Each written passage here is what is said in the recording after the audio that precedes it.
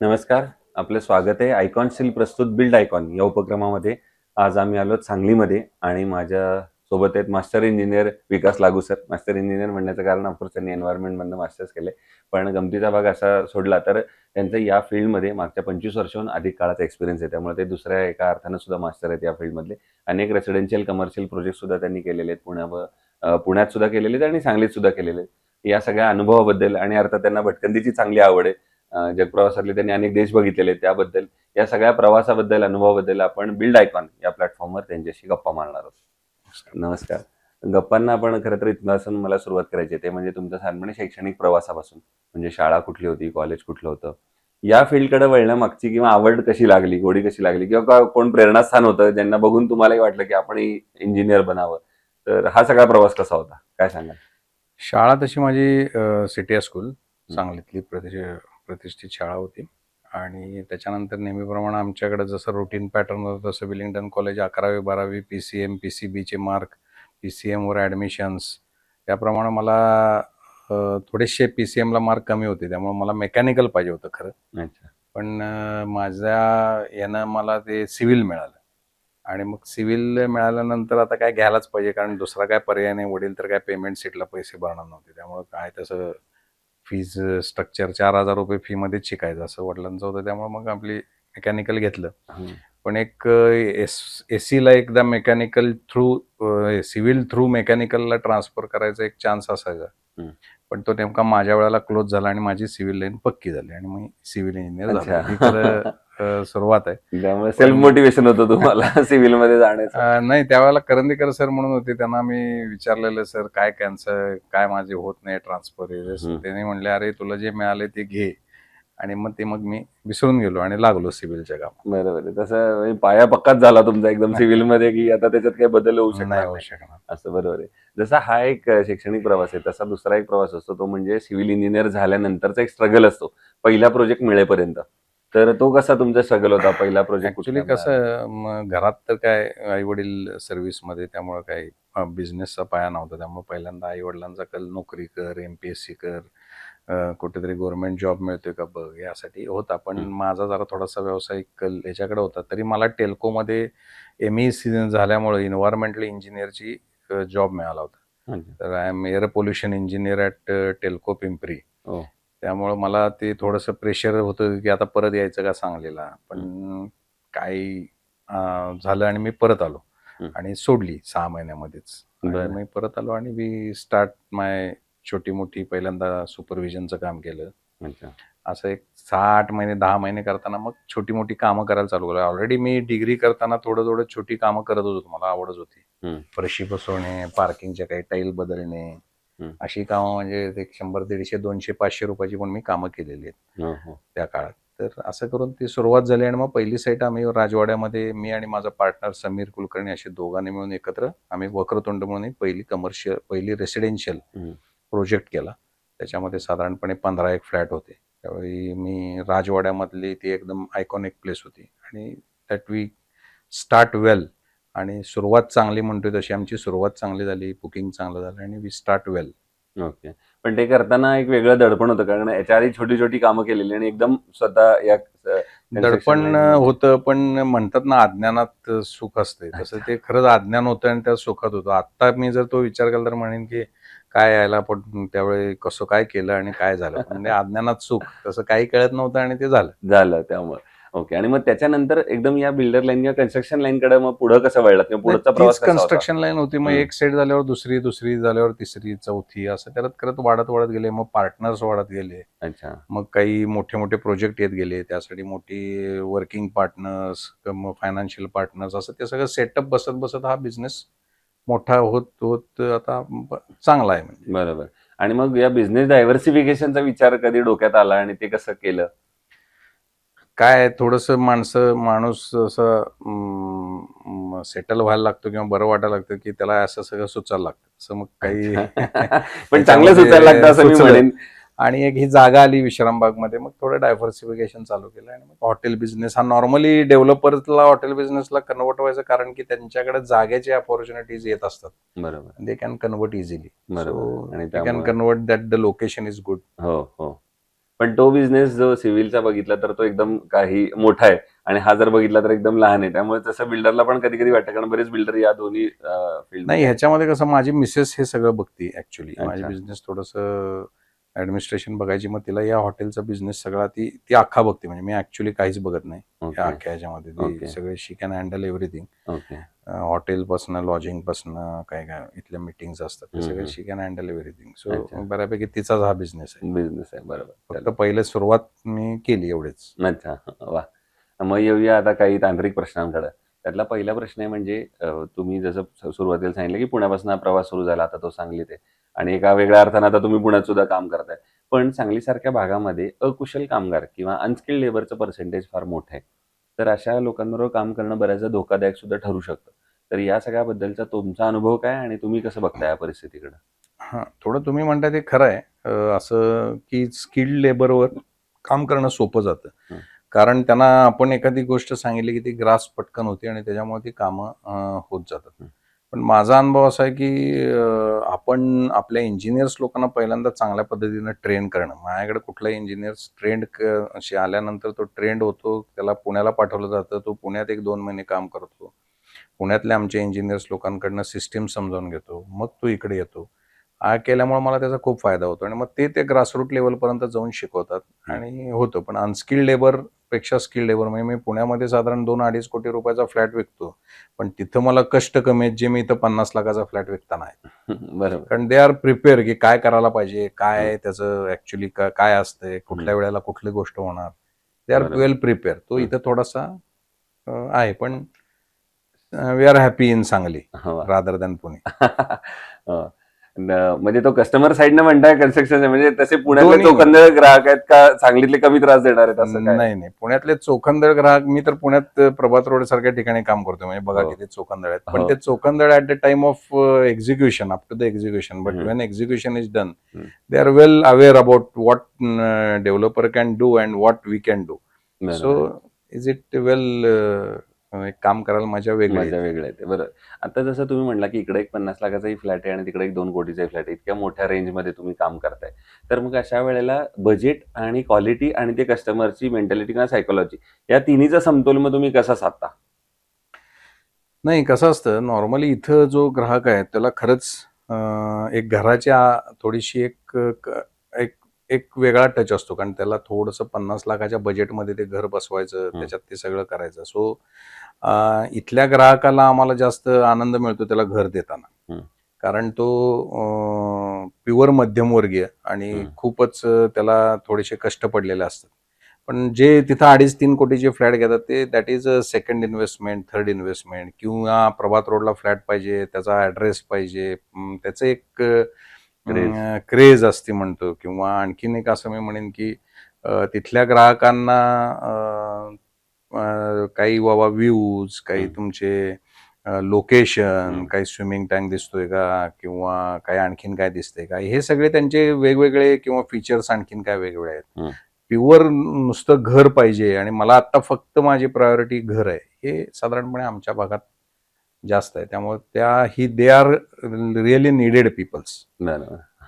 त्यामुळे इकडे जास्त काम करायला म्हणजे मजा मला येते. आवडतं की थोडं ठीक आहे, आता पैसे तर कमवतोच आपण. पैसे तर बरोबर. काही कमवत बरोबर. नाही. पण इज अ गुड हे की आपल्या गावामध्ये आपण अशी घरं आणि चांगली घरं देतो आम्ही. तुम्ही आमच्या साईट जर बघितल्या, हं. तर प्रत्येक साईट ही आमची एक्स्ट्राऑर्डिनरी असते. तिथले तुमचे कॉमन फीचर्स बघा. वाह! दुसरं, आता 25 वर्ष या क्षेत्रामध्ये काम करताना जसं एक क्षेत्र बदलताना तुम्ही बघितलंय, तसं यातलं तंत्रज्ञान सुद्धा बदलताना बघितलंय. तर आता तंत्रज्ञानाचा कसा वापर या क्षेत्रात तुमच्या रोजच्या कामामध्ये होतो? एक सॉफ्टवेअर साइडनं पण आणि मशिनरी साइडनं पण? तसं बघायला गेलं तर आता सॉफ्टवेअर साईडनं आता मी बघितलं ना, मी आता 15 दिवस ऑस्ट्रेलियाला होतो. पण माझं डेली वर्कवर लक्ष असायचं. कारण का प्रत्येकाचे ईमेल्स यायचे. आजचं काय कामाचा प्रोग्रेस, काय झालं, काय नाही किंवा आज काय कस्टमरचं पेमेंटचं काय. सो आता माझ्याकडे तर आम्ही आता पुण्यामध्ये बसून एक आमचा स्वतःचा डेव्हलपर पण घेतलाय. आम्ही आमच्यासाठी सॉफ्टवेअर करून घेतो. आता आमच्याकडे एक तुम्हाला म्हणजे सिस्टीम म्हणताय हं. म्हणून त्याचं एक उदाहरण देईन, की आमच्याकडे एक असा आम्ही सॉफ्टवेअर केलाय, की तो मेंटेनन्स रिलेटेड काम करतो. अच्छा. म्हणजे सपोज माझा ओल्ड कस्टमर आहे, तर त्याला काही बाबा मेंटेनन्सचं काम लागलंय, तर त्यानं एकदा मेंटेनन्सचं काम काही सांगितलं, की बाबा माझा फ्लॅट नंबर 301 मध्ये काही लिकेज आहे. हं. सो ते एकदा लिकेज आहे म्हणून आमच्याकडे रजिस्टर झालं की ते आमच्या ॲपमध्ये पडतं.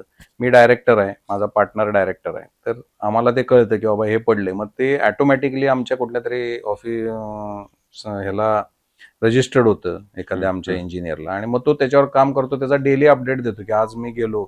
इव्हन आज तो सांगतो की आज मी गेलो पण ऑफिसला त्यांच्या घराला कुलूप होतं. त्यामुळे कुलूप आहे त्यामुळे मी परत आलो. बरोबर. तो सुद्धा फोटो इमेज म्हणजे एवढं डे टू डे त्याचं वा.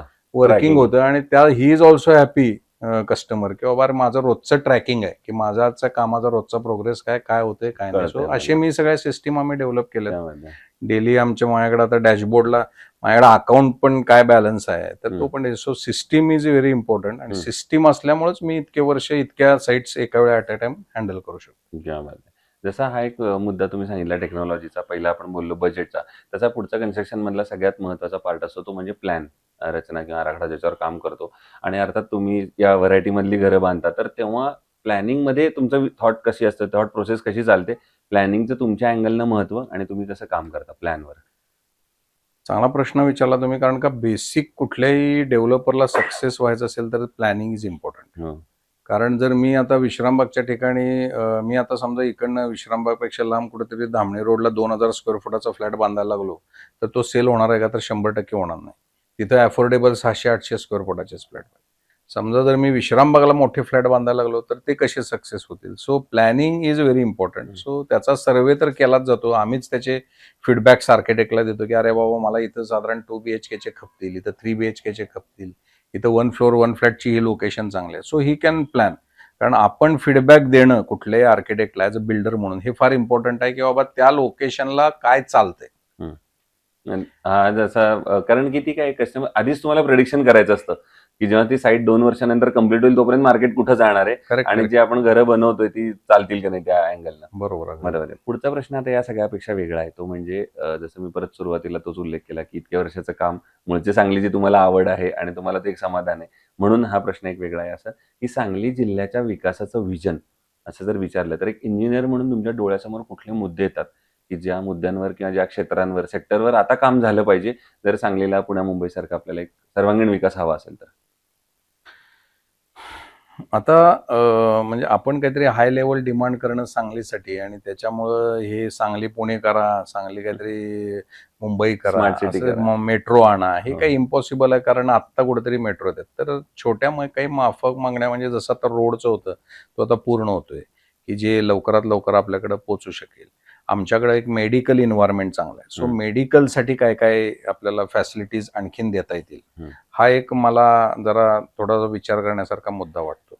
तिसरा सांगलीसाठी जर विचार करायला गेलं तर माझ्या अँगलनं जर विचार करायला गेला तर एखादी चांगली इंडस्ट्री आणणं मात्र थोडंसं गरजेचं आहे. थोडंसं इंडस्ट्रीयल वर्किंग. आता आमच्याकडं थोडे जर तुम्ही बघायला गेले तर कोचिंग क्लासेस खूप यायला लागले की ज्याच्यात सगळी कोकणातली मुलं येतात शिकायला, त्यांना राहायला येतात. त्यामुळे कोचिंग क्लासेस का तर आमच्याकडे एज्युकेशनल हब आहे थोडंफार चांगले. सो कोचिंग क्लासेस यायला लागलेत. असे आमच्याकडे आता वेगवेगळे आले तर त्यांना जे काही इन्फ्रास्ट्रक्चर लागणार आहे म्हणजे आता थोडंसं एखादं चांगलं एंटरटेनमेंट एरिया किंवा आपण असं म्हणतो स्पोर्ट्स क्लब वगैरे असा एखादा चांगला स्पोर्ट्स क्लब. कारण का आता प्रत्येक तरुणाला काहीतरी बाबा संध्याकाळी वेळ घालवायला एखाद्या दिवशी पाहिजे. हा एक थोडासा मी छोटे काही गोष्टीचा विचार करतोय तर तसं करणं मला आता योग्य वाटते. एअरपोर्टच सांगलीला पाहिजे याला काही अर्थ नाही किंवा काय जी काय लवकर न होणाऱ्या गोष्टी आता वंदे भारत चालू आहे खूप उपयोग होतो. मी तर तुम्हाला सांगेन की मी आता दर आठवड्याला पुण्याला जाताना येताना मी वंदे भारत नेतो. अच्छा. Is very easy. तुम्ही 4 तासात काही न करता येताना परत 1 तास 1.5 तास काम करत येऊ शकता. बरोबर. Is good sign to develop. अगदी. आणि पण हे सगळं असताना मग सरकारकडनं काय अपेक्षित किंवा शासनाकडनं काय अपेक्षित किंवा शासन काय पावलं उचलू शकतं जर जसं तुम्ही म्हटलं की अम्युनिटी स्पेस आहेत, चांगली मोकळ्या जागा निर्माण करायच्यात या त्या शहरात? टॅक्सेशन आणि या बाबतीत म्हटलं तर आता आमच्याकडचा गहन प्रश्न म्हणजे घरपट्टीचा झालाय की जी अत्यंत म्हणजे त्याला लगानच म्हणेन मी. हे 58% वगैरे त्या ह्याच्यावर टॅक्स आहे रेंटवर की तो फार मोठा आता ज्वलंत मुद्दा आहे. त्याच्यामुळे आम्ही आमच्या प्रॉपर्टीत जात नाहीत रेंटला आणि रेंटला प्रॉपर्टी जाताना अतिशय त्रास होतो. तर तो एक आता टॅक्सेशन म्हणजे सरकारकडनं जर मागणी करायची तर हा एक ज्वलंत मुद्दा आहे की त्याच्यावर काहीतरी 100% विचार व्हायला पाहिजे. आणि ओव्हरऑलच सरकार जे मेट्रो सिटीच पॅकेज सगळ्या छोट्या 3 टायर 4 टायर सिटीने देते तर त्याच्यावर एक त्याने विचार करायला पाहिजे की बाबा काही काही गोष्टी अबॉलिश करता येतील का, काही गोष्टी कमी करता येतील का. दुसरं एन्व्हायरमेंट मधलं आपलं मास्टर्स आहे त्या अँगलने एक प्रश्न आहे की आता ज्या घरांची निर्मिती तुम्ही करता त्याच्यात एन्व्हायरमेंट दृष्ट्या अजून काही करू शकता म्हणजे करताय किंवा बाकी काही अजून करू शकतो आपण भविष्यात जरी कस्टमरची तशी डिमांड मी असेल तर? ऍक्च्युली त्या एन्व्हायरमेंटच्या डिग्रीला खरंच मनापासून माफी मागतो की मी डिग्री घेतली, सगळं केलं, पण एन्व्हायरमेंटच्या विरुद्ध आम्ही सगळेजण काम करतोय. हो. आता सध्या हे सगळं माझ्या अँगल नंतर हे बोलण्याचे विषय आहेत, एन्व्हायरमेंट आणि हे ते काही करू शकत नाही आपण. रोज दगड फोडतोय, रोज सिमेंट करतोय, रोज हम्म. झाडं तोडतोय. बरोबर. विकास डेव्हलपमेंट जिथं होते तिथं हे सगळं होणार पण ग्रीन अवघड आहे. बिल्डिंगचा जो कन्सेप्ट आहे तो आता कसा चालू काही आहे? त्याला अर्थ नाही ग्रीन बिल्डिंगच्या. बरं. माझा विचार केला तर हे नुसतीच आपली FSI घेण्याकरता केलेली कागदोपत्री ऍडजस्टमेंट. ओके. दुसरं या क्षेत्रात आता जी पुढची पिढी येते जे सिव्हिल इंजिनियर्स बनतात तर त्यांना एक सिव्हिल इंजिनियर म्हणून या क्षेत्रात जर करिअर करायचं असेल तर काय सल्ला द्याल किंवा आपल्यासारखं जर ज्यांना पण भविष्यात बिल्डर डेव्हलपर बनायचं असेल तर त्यांच्यासाठी यशाचा फॉर्म्युला काय? आता सध्या मी म्हणेन की बेस्ट फील्ड IT नंतरचं जर असेल तर सिव्हिल आहे. ओके. कारण तुम्हाला मी सांगतो आता इतक्या बिल्डिंग बनल्यात की आम्ही ज्यावेळी होतो त्यावेळेला सांगलीमध्ये हार्डली 10 ते 15, 20, 25 अपार्टमेंट होते. आता सांगलीमध्ये मीच 100 अपार्टमेंट बांधले हो. ॲज अ सिंगल बिल्डर म्हणून. हो. म्हणजे किती झाले असतील विचार करा. आता त्याची इतकी पुढं कामं आहेत की ह्याला मेंटेनन्स आहे, याचे सगळे वर्किंग आहे. So next future is for civil engineers. म्हणजे तुम्ही नुसतंच बिल्डर होऊ नका. बिल्डर हा एक वेगळा प्रकार आहे. पण आत्ता इतक्या प्रकारच्या आम्हाला एजन्सीज लागतात की आता आम्ही मेंटेनन्स एजन्सी आम्हाला लागते. मेंटेनन्स कॉन्ट्रॅक्ट म्हणजे आमच्या कंपनीमध्ये एक मेंटेनन्स कॉन्ट्रॅक्ट टीमच आहे की ज्याला we pay 1 lakh rupees around for 1 month, की त्याचं काम काय तर त्यानं सगळे मेंटेनन्स बघणं. मग त्याच्या एका क्रायटेरियामध्ये ठेवलं. बरोबर. तर अशा हजारो कंपन्या आता पुण्यामध्ये झाल्या. तशा सांगलीमध्ये सुद्धा गरजेच्या आहेत की बाबा मेंटेनन्स कंपनी की आम्हाला कटकट नको, कारण काय ते एक सर्व्हिस पण द्यायची आहे, हो. पण आपल्याला ते रोज उठून आता ह्याचं काय झालं बघायला वेळ नाही, कारण आपल्याकडे इतकी कामं झाली. So maintenance is also most important. तो सिव्हिल इंजिनियर आणि त्याची टीम करू शकते. बरोबर. तर असे तुम्ही म्हणाल तर सिव्हिलला, आणि सिव्हिलला कधी आयुष्यात मरण नाही. लोकांचं घर ही प्रायोरिटी आहे. घर हे बांधायलाच पाहिजे आणि घर हे घ्यायची पहिल्यांदा अपेक्षा असते. बायकोन एखादी मुलगी देताना पहिला घर आहे काच विचारतात, गाडी आहे का विचारत नाहीत. बरोबर. त्याच्यामुळं घर बांधणार आणि घर करायला सिव्हिल इंजिनियरच पाहिजे. हो, सो हो. It's very important. सिव्हिल तुम्ही सोडू नका असं मला वाटेल वा. सगळ्यात लोकांना. आणि माझ्या मते या पुढच्या तरुण मुलांना असं पण आहे की एका बिल्डर म्हणून तुम्ही किती घरं बांधलीत असं पण विचारतील की स्वतःकडे घर आहे याच्यापेक्षा, आणि मग त्याच्यावर ठरवतील असं. पण गमतीचा भाग सोडा, हे फार महत्वाचं आहे. अन्न वस्त्र निवारापैकी हे गरज आहे, त्यामुळे ती कायमच लागणार आहे. दुसरं, आता तुम्ही बोलता बोलता बोललात तसं 100 पेक्षा जास्त साईट इथं गेल्यात आणि ऑफकोर्स त्याच्यापेक्षा जास्तही केल्या असतील पुण्यात. तर एखादी आयकॉनिक साईट जर सांगायची झाली किंवा ज्या साईटनं तुम्हाला एक आनंद समाधान वेगळं दिलं आणि ज्या साईटनं तुम्हाला एक ओळख दिली, अशा साईट बद्दल तुमच्याकडनं ऐकायचं. आता सांगलीमध्ये जर म्हटलं तर सांगलीमध्ये आम्ही पहिल्यांदा एक ट्रायल प्रोजेक्ट म्हणून तो वास्तुपुरम केला की ज्याच्यामध्ये आम्ही 21 बंगले बांधले. अच्छा. की रो हाऊसेसचा प्रोजेक्टमध्ये एखादं छान गार्डन, त्याला एक छान अशी सिटिंग प्लेस, असं तो सुंदर एक प्लॅन केला. तो एक माझ्या दृष्टीनं. आणि एक सिद्धिविनायक पुरम म्हणून केलं जिथं 255 आम्ही युनिट्स केली. त्याच्यामध्ये 3 अपार्टमेंट्स आणि साधारण 60 एक row houses, twin bungalows, single independent bungalows, अशी एक सुंदर स्कीम केली की ज्यांना आम्हाला थोडंसं पुशअप मिळालं. तर त्यावेळेला तिथं बरेच जणांना, लोकांना तुम्हाला सांगायला हरकत नाही की घेताना पहिल्यांदा टेन्शन होतं की बाबा कशी होईल स्कीम, काय होईल काय नाही. पण आता सांगलीमध्ये जर 4,000 5,000 रुपये स्क्वेअर फुटाचा रेट असेल तर त्या सिद्धिविनायक पुरममध्ये सेकंड सेलचा फ्लॅट जर एखाद्याला घ्यायचा झाला तर त्याचा रेट हा 1,000 रुपयांनी जास्त असतो. वा. बिकॉज ऑफ द सोसायटी, आतलं एन्व्हायरमेंट, आतली झाडं आणि सगळं रेडी. तर हा तो त्या त्यातला फरक स्कीमचा आहे. एक युनिट आहे. मला असं परवाच कळलं की तिथला जो सोसायटीचे मॅनेजर होता तो आला होता काही कामासाठी. तर तो म्हणला, साहेब जवळजवळ 20 ते 22 लोक रेंटच्या लाईनमध्ये थांबलेत. कोण रेंटला परत पुढे देते. वा. सो ते रेंटची लाईन आहे आमच्याकडे. हा एक संपला की दुसरा रेंटला. क्या असं बात आहे. एवढं त्या स्कीमचं. मग मला पुढचा प्रश्न असा विचार, मग अशी साईट पुन्हा आता पुढची कधी होतीये? म्हणजे ते आताच जर तुम्ही आता- अनाऊन्स केलं तर तिथं नाही, पहिलाच आता- नंबर लावायला लोकांनी. आता सध्या तर बघायला गेलं तर त्या थोड्याशा रो हाऊसेसच्या स्कीम करणं अवघड जाते, कारण त्यावेळेला थोडंसं बजेट असायचं. त्यावेळेला आम्ही किती 30-1 लाख रुपयाला रो हाऊस विकायचं. आता 1 कोटी रुपयाला रो हाऊस विकायला थोडं बजेटचा इश्यू झालाय. बरोबर. त्यामुळे रो हाऊस आणि हे सगळे प्रोजेक्ट आता आउटस्कर्ट्सला जास्त जातील, हो, म्हणजे हो. थोडेसे इन मध्ये नाही येणार. हम्म, हम्म. पण आता आमचा उत्कृष्ट प्रोजेक्ट म्हणजे SL हाय स्ट्रीट हा गेस्ट हाऊस जवळ जो चालू आहे, तो एक पूर्ण 2.5 लाख स्क्वेअर फुटाचा commercial unit, hotels, real estate, सगळे रिटेल्स, हम्म. ऑफिसेस, असा 100% कमर्शियल प्रोजेक्ट आमचा गेस्ट हाऊस जवळचे जुनं टाटा पेट्रोल पंप ज्याला आपण म्हणायचो त्या लाईनवर आमचा आत्ता चालू आहे. तर तो एक आयकॉनिक प्रोजेक्ट, सांगलीला एक वेगळं नाव देईल क्या हे तुम्हाला बात मी आहे. शुअर सांगतो. वा. आणि एवढ्या सगळ्या प्रोजेक्ट्समध्ये मग अर्थातच काम करताना अडचणी पण आल्या असतील. तर असा एखादा प्रसंग की जेव्हा कुठली तरी अडचण आली किंवा प्रॉब्लेम आला किंवा आव्हान आलं आणि त्या आव्हानावर तुम्ही कशी मात केली, असा एखादा प्रसंग ऐकायचा आहे तुमच्याकडे? आव्हान अशी म्हणायला गेली तर रोजच काही ना काहीतरी हम्म. आव्हानं असतातच. म्हणजे आव्हान अशी नाही. बरोबर. तर आव्हानाला मात म्हणजे म्हणजे मला सिव्हिल असं इंजिनियर एवढं म्हणून पण. मला असं म्हणजे खूपच असं काय टचवूड पण काय अशी वाटली नाही अडचण कधी. बरोबर. काम होत गेलं, लोकांनी साथ दिली, पेमेंट होत गेली, बरोबर.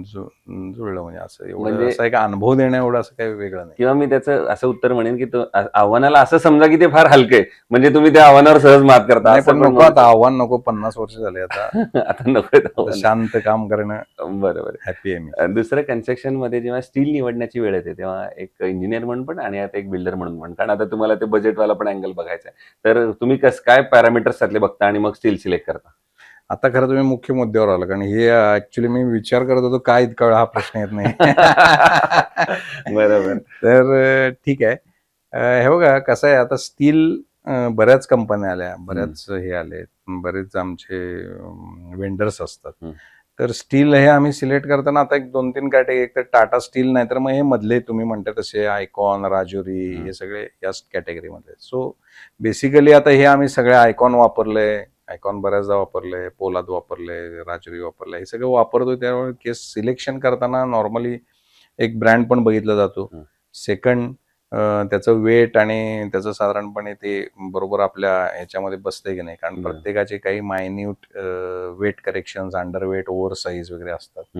हे सगळं बघितलं जातं. आणि फायनली बिल्डर म्हणून महत्वाचं बघायचं म्हणजे रेट काय देतोय, हो. तोही महत्वाचा, आणि सर्व्हिस काय देतोय, लोडिंग, अनलोडिंग, काय वॉट एव्हर. बरोबर. बेसिक आता हे आमचं सगळं थोडंसं परचेस डिपार्टमेंट बघतं. त्यामुळे म्हणजे थेट संपर्क. त्याचं नॉर्मली रेट्स घेतले जातात प्रत्येकाकडनं, की बाबा काय 54 रुपये, 50 पैसे, 60 पैसे, 10 पैसे वगैरे. बरोबर. काय बार्गेनिंग चालतात, त्यात काय वेगळं नाही. आणि त्याप्रमाणे त्यामुळे असं चालू आहे, पण त्याच्या नॉर्मली आमच्याकडे काय क्रेडिट नोट वगैरे प्रकार नसतो, 100% पेमेंट असतं, त्यामुळे आम्ही थोडं बार्गेन जास्त करतो. अच्छा, तो हा एक त्यातला महत्वाचा फॉर्म्युला असं मी म्हणेन, की जर तुमच्याकडे तशी ताकद असेल तर तुम्ही हेही करू शकता. पण एकंदर आयकॉनच्या प्रॉडक्ट बद्दल किंवा सर्व्हिस बद्दल असं काही आयकॉनचं वेगळं? मला मी वापरलं, खूपच छान प्रोडक्ट आहे. आणि आयकॉनचं नाम पण चांगलं आहे. अमिताभ बच्चननीच सळी हातात घेतली, हो. त्यामुळं काय प्रश्न नाही. मजबूत हाताने आणि बनलंय. दुसरी गोष्ट, आयकॉनचं क्रेडिटेबिलिटी पण खूप चांगली आहे. म्हणजे त्यांचे टेस्ट रिपोर्ट पण आम्ही घेतलेत, ते पण छान आहे. Is icon best. सो हे होते इंजिनियर विकास लागू सर. आणि मी जरी म्हणलं की इंजिनियर विकास लागू, तरी सुद्धा ते कन्स्ट्रक्शन किंवा डेव्हलपर म्हणून त्यांचं अतिशय उत्तमरित्या कामगिरी चालू आहे. त्यांनी अनेक मुद्द्यांना एवढ्या, खरं तर 25 वर्षांपेक्षा जास्त अनुभव असतो, तेव्हा असं काही मिनिटांमध्ये हे सगळं सांगणं फार अवघड असतं, पण त्यांनी फार महत्त्वाच्या अनेक मुद्द्यांना जाता, म्हणजे बिझनेस डायव्हर्सिफिकेशन असेल, या क्षेत्रात आलेले त्यांचे अनुभव असतील, नवीन पिढीनं काम करताना कुठल्या काळजी घ्यायच्या, अशा अनेक विषयांवर ते बोलले. पुन्हा एकदा आपले मनापासून आभार. येस. आणि जरी तुम्ही असं म्हणलात की बास झाली 50 वर्ष, आता नको ती आव्हानं, पण अशी नवीन नवीन आयकॉनिक प्रोजेक्टची निर्मिती तुमच्या हातून व्हावीत, अशा आव्हानांवर तुम्ही सहजरित्या मात करावी, याच आयकॉन स्टील तर्फे मनपूर्वक शुभेच्छा. येस. नमस्ते. थँक्यू. धन्यवाद.